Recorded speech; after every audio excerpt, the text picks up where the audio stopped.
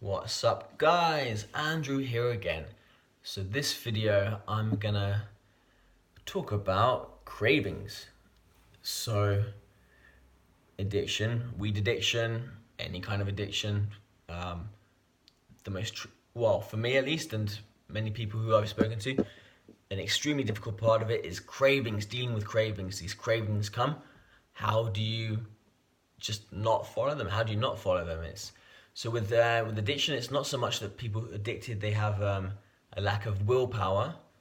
It's that we kind of have we have a lack of won't power. It's like it's hard to stop ourselves from doing something, and this is what cravings is. This like desire, just kind of overwhelming discomfort kind of thing, or overwhelming feelings, and that is just, you've got to kind of get rid of them somehow. And with us people who are hooked on weed, smoking weed just kind of suppresses it, and it kind of it's like that. So all right, how do we deal with cravings? Weed isn't working, we know that. Weed's not working, so how do we deal with cravings? So there's two ways I could go with this: how to deal with them and how to make it so that they don't come up so much in the first place. I'll start with how to make it so they don't come so much in the first place.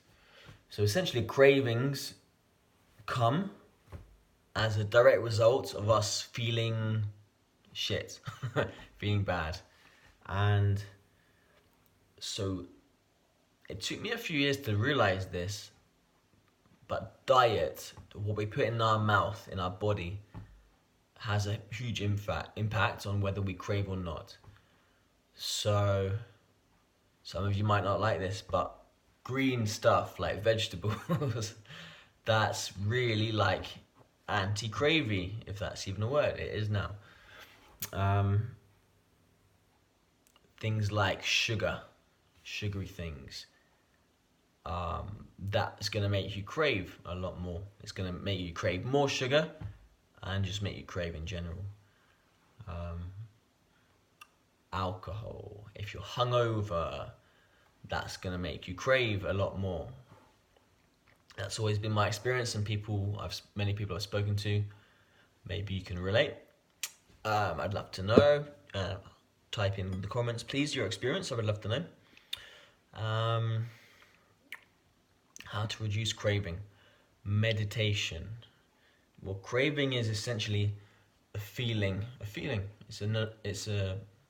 It's a feeling coming. It's directly related to resulting from kind of emotions, feelings, uncomfortable feelings. And meditation is, well, there's different forms of meditation, but what we can do with this is just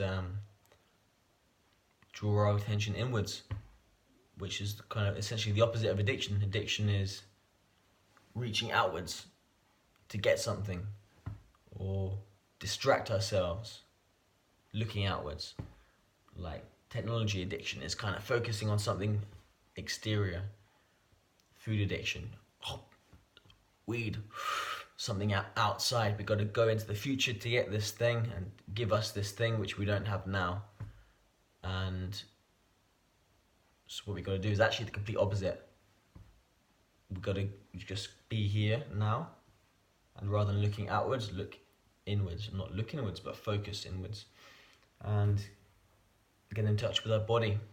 And these feelings of craving, rather than try and suppress it, focus on the feeling and feel this feeling. And this isn't something that's particularly easy if you've never done it before. It's very simple to say it. Just focus on the feeling, and the feeling will dissolve, and gradually the cravings will diminish.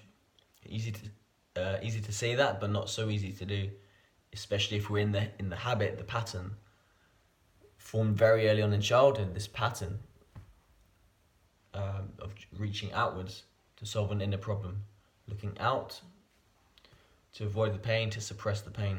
And if you're like me, I didn't even realize it was pain for years. I was just so kind of oblivious to it, so immune to it. Not immune to it, but oblivious to it, yeah, oblivious. unaware, unconscious of it. And yeah, cravings is it's all down to pain, all to pain. Craving something outside to solve an inner problem, but it will never ever work. It will never ever work. Only temporarily at best. And perceiving that something outside of us can solve an inner pain, it's an illusion. It's an illusion of the mind. It never ever works. Only temporarily at best. If you really want to be free, if you really want to win, you've got to turn around. The answer is within you, always. Always has been. Can you believe it? It's always been with you. Not anything outside of you.